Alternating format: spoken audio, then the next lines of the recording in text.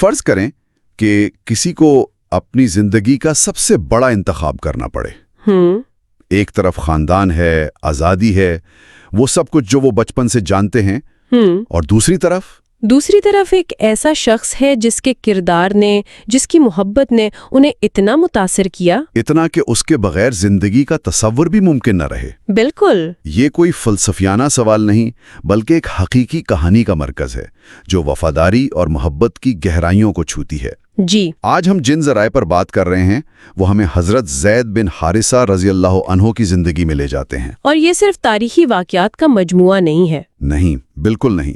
یہ ان کی سوانح حیات کے وہ اقتباسات ہیں جو ان کے غیر معمولی سفر کو بیان کرتے ہیں، اور ہمارا مقصد ہے ان واقعات کے پیچھے چھپے معنی اور اسبات کو سمجھنا۔ بالکل، آج کی گفتگو کا مقصد یہی ہے کہ حضرت زید کی زندگی کے سفر کا گہرائی سے جائزہ لیا جائے، ایک اغوا شدہ بچے سے پیغمبر اسلام کے منہ بولے بیٹے، اور پھر ایک عظیم لشکر کے سپہ سالار بننے تک۔ جی، ہم خاص طور پر ان لمحات پر توجہ مرکوز کریں گے جنہوں نے ان کی وراثت کو شکل دی، خاص طور پر وہ ایک انتخاب جس نے عرب معاشرے کی روایات کو چیلنج کیا تھا۔ تو آئیے شروع سے شروع کرتے ہیں۔ جی، یہ کہانی اس وقت کی ہے جب زید صرف 8 سال کے تھے۔ بہت کم عمر۔ جی، وہ اپنی والدہ سودہ بنت تھالبہ کے ساتھ اپنے ننہال یعنی بنو کینے قبیلے جا رہے تھے۔ ایک عام سا خاندانی سفر لگتا ہے، بالکل، لیکن تاریخی روایات میں آتا ہے کہ واپسی کے سفر پر بنو القین قبیلے کے کچھ ڈاکوؤں نے ان کے قافلے پر حملہ کر دیا۔ اچھا۔ اس زمانے میں یہ کوئی غیر معمولی بات نہیں تھی، قبائلی حملے اور اغوا کاری یہ سب ہوتا رہتا تھا۔ صحیح۔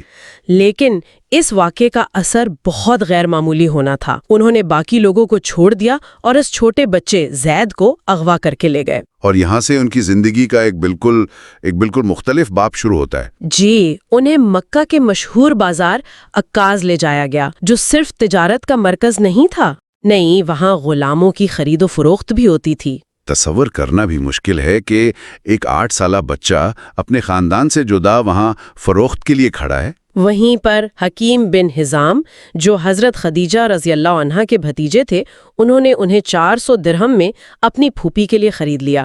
اور حضرت خدیجہ؟ جی، جو خود ایک بہت سمجھدار اور نیک خاتون تھیں، انہوں نے زید رضی اللہ عنہ کو اپنے شوہر حضرت محمد صلی اللہ علیہ وسلم کو تحفے میں دے دیا۔ اور یہ نبوت کے اعلان سے پہلے کا واقعہ ہے؟ بالکل، اور جو تفصیلات ہمیں ملتی ہیں ان سے پتہ چلتا ہے کہ حضرت خدیجہ نے زید رضی اللہ عنہ کو ان کی ذہانت اور معصوم شرافت کی وجہ سے خاص طور پر منتخب کیا تھا۔ اچھا۔ اور کہا جاتا ہے کہ پیغمبر اسلام نے جب انہیں دیکھا تو پہلی نظر میں ہی ان سے ایک خاص انسیت محسوس کی۔ تو یہ اس رشتے کی بنیاد تھی جو تاریخ میں ایک مثال بننے والا تھا۔ جی ہاں، کئی سال گزر گئے۔ زید رضی اللہ عنہ مکہ میں پیغمبر اسلام کی زیر نگرانی پرورش پا رہے تھے، لیکن دوسری طرف ان کے والد حارثہ اپنے بیٹے کی جدائی میں تڑپ رہے تھے۔ وہ غم میں شیر کہتے، ہر آنے جانے والے سے اپنے بیٹے کا پوچھتے۔ انہیں امید تھی کہ ایک دن ان کا بیٹا ضرور ملے گا۔ اور پھر وہ دن آ ہی گیا۔ جی، حج کے موقع پر زید کے قبیلے بنو قلب کے کچھ لوگ مکہ آئے۔ اچھا۔ انہوں نے کعبہ کے پاس زید کو دیکھا اور فوراً پہچان لیا۔ اور واپس جا کر حارثہ کو خوشخبری سنائی۔ جی، کہ ان کا بیٹا مکہ میں محمد بن عبداللہ کے پاس ہے۔ یہ سننا تھا کہ حارثہ اور ان کے بھائی یعنی زید کے چچا کعب فوراً فدیے کی بھاری رقم لے کر مکہ کے لیے روانہ ہو گئے۔ وہ پیغمبر اسلام کے پاس پہنچے اور کہا، اے عبداللہ کے بیٹے، آپ حرم کے رہنے والے ہیں، قیدیوں کو آزاد کراتے ہیں، بھوکھوں کو کھانا کھلاتے ہیں، ہمارا بیٹا آپ کے پاس ہے، ہم اس کے لیے فدیہ لے کر آئے ہیں۔ جی، آپ جو قیمت مانگے ہم دینے کو تیار ہیں، بس ہمارا بیٹا ہمیں واپس کر دے۔ پیغمبر اسلام کا جواب وہ ان کے کردار کی عظمت کو ظاہر کرتا ہے۔ بالکل، اس دور میں غلام آقا کی ملکیت ہوتا تھا، اس کی کوئی مرضی نہیں ہوتی تھی۔ لیکن آپ نے کہا فدیے اور قیمت کی کیا بات ہے، اس سے بہتر ایک حل ہے۔ انہوں نے پوچھا، وہ کیا؟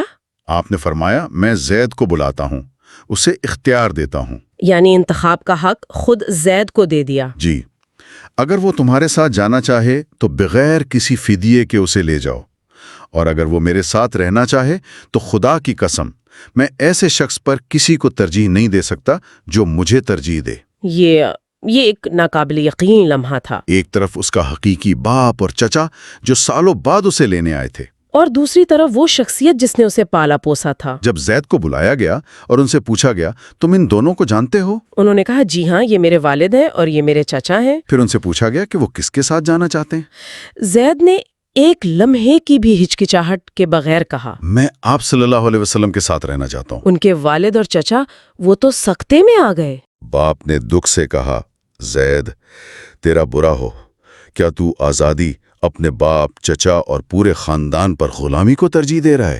اور زید رضی اللہ تعالیٰ کا جواب وہ اس پوری کہانی کا دل ہے۔ انہوں نے کہا میں نے ان صاحب یعنی محمد صلی اللہ علیہ وسلم میں کچھ ایسی باتیں دیکھی ہیں، ایسی شفقت اور محبت دیکھی ہے کہ میں اب ان پر کبھی کسی کو ترجیح نہیں دے سکتا۔ بہت گہری بات ہے۔ ایک منٹ، یہاں ایک سوال ہے، کیا یہ عجیب نہیں لگتا کہ ان کے والد اور چچا اس فیصلے پر اتنی آسانی سے مطمئن ہو گئے؟ میرا مطلب ہے اس دور میں ایک بیٹے کا اپنا قبیلہ چھوڑ کر کسی اور کے ساتھ رہنا، یہ تو خاندان اور قبیلے کی توہین سمجھی جا سکتی تھی۔ یہ ایک بہت اہم نکتہ ہے۔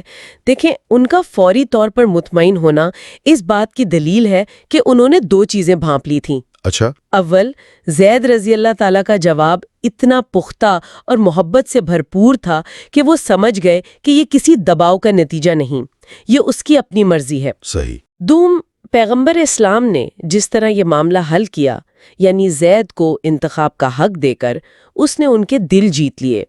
وہ سمجھ گئے کہ ان کا بیٹا کسی عام مالک کے پاس نہیں بلکہ ایک غیر معمولی انسان کی پناہ میں ہے، جو اسے غلام نہیں سمجھتا۔ بالکل۔ زید کی اس بے مثال وفاداری نے پیغمبر اسلام کو اتنا متاثر کیا کہ انہوں نے اس رشتے کو ایک رسمی شکل دے دی۔ جی، انہوں نے اسی وقت زید کا ہاتھ پکڑا، انہیں خانہ کعبہ کے پاس حتیم میں لے گئے، جہاں قریش کے تمام بڑے بڑے سردار بیٹھے تھے۔ اور حتیم میں اعلان کرنے کا مطلب یہ تھا کہ یہ کوئی نجی معاملہ نہیں ہے۔ نہیں، یہ کعبہ کے سائے میں قریش کے تمام بڑے سرداروں کے سامنے ایک باقاعدہ عوامی اور قانونی عہد تھا۔ پیغمبر اسلام نے بآواز بلند اعلان کیا، اے قریش کے لوگو، گواہ رہنا، آج سے زید میرا بیٹا ہے، یہ میرا وارث ہوگا اور میں اس کا وارث ہوں گا۔ اس اعلان کے بعد سب کچھ بدل گیا۔ زید کو زید بن حارثہ کی بجائے زید بن محمد یعنی محمد کا بیٹا کہہ کر پکارا جانے لگا۔ اس دور کے قبائلی معاشرے میں یہ سب سے بڑا اعزاز تھا جو کسی کو مل سکتا تھا۔ جی، وہ مکہ کے سب سے معزز خاندان بنو ہاشم کا حصہ بن گئے، اور ان کے والد اور چچا بھی یہ منظر دیکھ کر خوشی خوشی واپس چلے گئے، مکمل طور پر مطمئن ہو کر۔ بالکل۔ اور یہ لقب ان کے ساتھ کئی سالوں تک رہا۔ بعد میں جب اسلام آیا اور قرآن مجید میں سورۃ الاحزاب کی آیت نازل ہوئی جس میں حکم دیا گیا کہ منہ بولے بیٹوں کو ان کے حقیقی والد کے نام سے پکارا جائے، جی، تاکہ نسب کا نظام واضح اور صاف رہے، اس حکم کے بعد انہیں دوبارہ زید بن حارثہ کہا جانے لگا، لیکن یہ صرف ایک قانونی اصلاح تھی۔ اس سے ان کے اور پیغمبر اسلام کے درمیان محبت اور تعلق میں ذرہ برابر کمی نہیں آئی۔ کبھی نہیں۔ وہ ہمیشہ آپ صلی اللہ علیہ وسلم کے لیے بیٹے جیسے ہی رہے، اور آپ صلی اللہ علیہ وسلم ان کے لیے والد کی طرح شفیق۔ اور ان کی وفاداری صرف ذاتی تعلق تک محدود نہیں تھی۔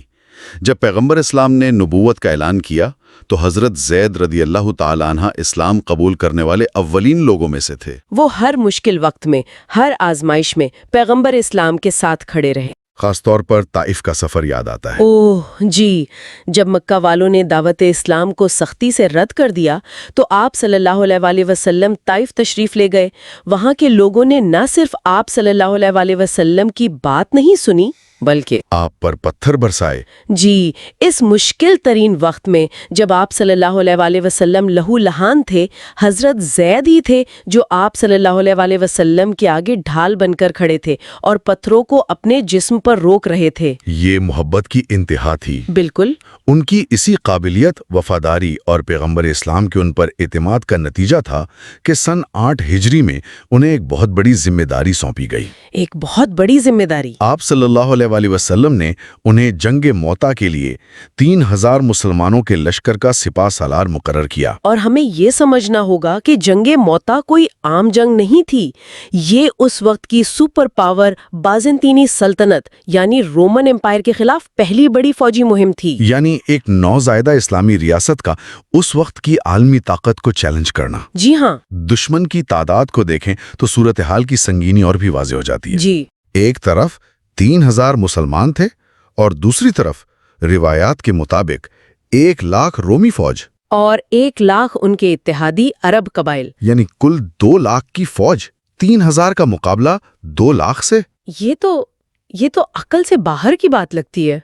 ऐसी सूरत हाल में किसी फौज का हौसला कैसे बुलंद रखा जा सकता है? यही वो नुक्ता है जहां ईमान और मकसद की ताकत नजर आती है। ज़राए में हजरत अब्दुल्ला बिन रवाहा का एक शानदार खुतबा मिलता है। अच्छा, जी, जब कुछ लोगों ने दुश्मन की बेपनाह तादाद पर तशवीश जाहिर की तो उन्होंने खड़े होकर कहा, ए लोगो, जिस चीज से तुम घबरा रहे हो यानी शहादत, उसी की तमन्ना लेकर तो हम घर से निकले हैं। वाह। हम दुश्मन से तादाद, ताकत या हथियारों की कसरत के बल पर नहीं लड़ते। हम सिर्फ उस दीन की खातिर लड़ते हैं जिसके जरिए अल्लाह ने हमें इज्जत बख्शी है। तो आगे बढ़ो। जी, चलो आगे बढ़ो। हमारे सामने 2 बेहतरीन अंजामों में से एक है, या तो फतह या फिर शहादत। इस एक खुतबे ने मुसलमानों के दिलों से खौफ निकाल दिया होगा और उन्हें एक नए जोश से भर दिया। जंग शुरू हुई। हजरत ज़ैद रदी अल्लाह ताला अन्हो पैगंबर इस्लाम का दिया हुआ सफ़ेद परचम थामे सबसे आगे थे। वो बेजगरी से लड़े, दुश्मन की सफ़ों को चीरते हुए आगे बढ़ते रहे। वो इस वक्त तक लड़ते रहे जब तक उनका जिस्म नीज़ों और तलवारों के जख्मों से छलनी नहीं हो गया और वो शहीद होके गिर पड़े। पैगंबर इस्लाम ने लश्कर रवाना करते वक्त क़यादत की एक तरतीब मुकर्रर कर दी थी। जी, उन्होंने फरमाया था कि अगर ज़ैद शहीद हो जाएं तो जाफर बिन अबी तालिब रदी अल्लाह ताला अन्हु कमान संभालेंगे। अगर वो भी शहीद हो जाएं तो अब्दुल्ला बिन रवाहा, और अगर वो भी शहीद हो जाए तो मुसलमान जिसे चाहें अपना अमीर बना लें। चुनाचा हज़रत ज़ैद रदी अल्लाह ताला अन्हु की शहादत के बाद हज़रत जाफ़र रदी अल्लाह ताला अन्हु ने परचम थामा और वो भी बहादुरी की तारीख रकम करते हुए शहीद हो गए। उनके बाद हज़रत अब्दुल्ला बिन रवाहा ने कमान संभाली और वो भी जामे शहादत नोश कर गए। एक के बाद एक तीनों कमांडर। ये तसव्वुर करना भी मुश्किल है कि मदीना में बैठे हुए पैगंबर इस्लाम और सहाबा पर क्या गुजर रही होगी। रिवायात में आता है कि अल्लाह ने अपने नबी के लिए मैदान जंग से पर्दा हटा दिया था। अच्छा। आप सल्लल्लाहु अलैहि वसल्लम मदीना में मिंबर पर बैठे थे और सहाबा को बता रहे थे कि मूता में क्या हो रहा है, यानी बराहे रास्त। जी, आप सल्लल्लाहु अलैहि वसल्लम ने फरमाया, ज़ैद ने परचम उठाया और वो शहीद हो गए। फिर फरमाया, जाफर ने परचम उठाया और वो भी शहीद हो गए। फिर आप सल्लल्लाहु अलैहि वसल्लम कुछ देर खामोश रहे और फरमाया, अब अब्दुल्ला बिन रवाहा ने परचम उठाया और वो भी शहीद हो गए। ये बताते हुए आप सल्लल्लाहु अलैहि वसल्लम की आंखों से आंसू रवां थे। इन तीनों कमांडरों की शहादत का गम बहुत गहरा था, लेकिन हजरत ज़ैद की शहादत का गम पैगंबर इस्लाम के लिए बहुत ज़ाती था। बिल्कुल। जंग के बाद जब हजरत ज़ैद की बेटी रोती हुई आप सल्लल्लाहु अलैहि वसल्लम के पास आई तो उसे देखकर पैगंबर इस्लाम भी खुद पर काबू न रख सके और ज़ारो कतार रोने लगे। एक सहाबी साद बिन उबादा रदी अल्लाह ताला अन्हा ने यह देखकर हैरानी से पूछा, या रसूल अल्लाह, ये कैसा रोना है? आप तो हमें सब्र की तलकीन करते हैं। और आप सल्लल्लाहु अलैहि वसल्लम ने जो जवाब दिया वो उनकी मोहब्बत की पूरी कायनात को समेटे हुए है। क्या फरमाया आप सल्लल्लाहु अलैहि वसल्लम ने? आपने फरमाया, हाजा शौकुल हबीब इला हबीबा, यानी ये एक महबूब का अपने महबूब के लिए इश्तियाक और गम है। ये जुमला ये उनके रिश्ते की पूरी गहराई को बयान कर देता है। जी, और हज़रत ज़ैद रदी अल्लाह ताला अन्हा के मकाम का अंदाज़ा हज़रत आयशा सिद्दीक़ा रदी अल्लाह ताला अन्हा के इस कौल से भी होता है जो ज़राए में मौजूद है। वो क्या फरमाती हैं? वो फरमाती हैं कि अगर ज़ैद रदी अल्लाह ताला अन्हा रसूलुल्लाह सल्लल्लाहु अलैहि वसल्लम के बाद जिंदा रहते तो आप सल्लल्लाहु अलैहि वसल्लम उन्हें ही अपना जानशीन मुकर्रर करते। ये एक बहुत बड़ी गवाही है, बहुत बड़ी, जो पैगंबर इस्लाम की नज़र में ज़ैद की कद्र व मंजिलत को ज़ाहिर करती है। तो خلاصہ یہ ہے کہ حضرت زید بن حارثہ کی کہانی صرف ایک بہادر سپاہی کی کہانی نہیں ہے۔ نہیں، بالکل نہیں۔ یہ ایک غلام بچے کے غیر معمولی عروج، بے مثال وفاداری اور پیغمبر اسلام کی ان کے لیے گہری باپ جیسی محبت کی داستان ہے۔ ان کا وہ انتخاب، جی، ان کا وہ انتخاب جب انہوں نے اپنے والد اور آزادی پر پیغمبر اسلام کے ساتھ رہنا قبول کیا، یہ ظاہر کرتا ہے کہ محبت، احترام اور کردار کے رشتے بعض اوقات خون کے رشتوں سے بھی زیادہ مضبوط ہو سکتے ہیں۔ یہ اس بات کی کہانی ہے کہ اسلام نے خاندان اور تعلق کے تصور کو کیسے بدلا۔ بالکل، اس وقت میں جب خون اور قبیلہ ہی سب کچھ تھا، یہ انتخاب ایک اعلان تھا کہ روحانی اور اخلاقی تعلق خونی رشتے سے بھی زیادہ اہمیت اختیار کر سکتا ہے۔ اور ان کی زندگی ہمیں یہ بھی سکھاتی ہے کہ انسان کی اصل قدر اس کے نسب یا سماجی حیثیت سے نہیں، بلکہ اس کے کردار، اس کے انتخاب اور اس کی وفاداری سے ہوتی ہے۔ انہوں نے غلامی سے سپہ سالاری تک کا سفر اپنے کردار کی مضبوطی، اپنی ایمانداری اور اپنی گہری محبت کی بنیاد پر طے کیا۔ انہوں نے ہر قدم پر ثابت کیا کہ وہ اس محبت اور اعتماد کے اہل تھے جو پیغمبر اسلام نے ان پر کیا۔ صحیح۔ حضرت زید رضی اللہ تعالی عنہ کی یہ کہانی آج بھی ہمارے لیے ایک اہم سوال چھوڑ جاتی ہے۔ ایک ایسا سوال جو ہر شخص کو اپنی زندگی کے بارے میں سوچنے پر مجبور کرتا ہے۔ ہماری زندگیوں میں وہ کون سے اصول، وہ کون سی اقدار یا وہ کون سے رشتے ہیں جنہیں ہم ہر دوسری چیز پر ترجیح دیں گے؟ وہ کیا چیز ہے جس کے لیے ہم اپنی ذاتی راحت، آزادی اور شاید دنیا کی ہر شے قربان کرنے کو تیار ہو جائیں گے؟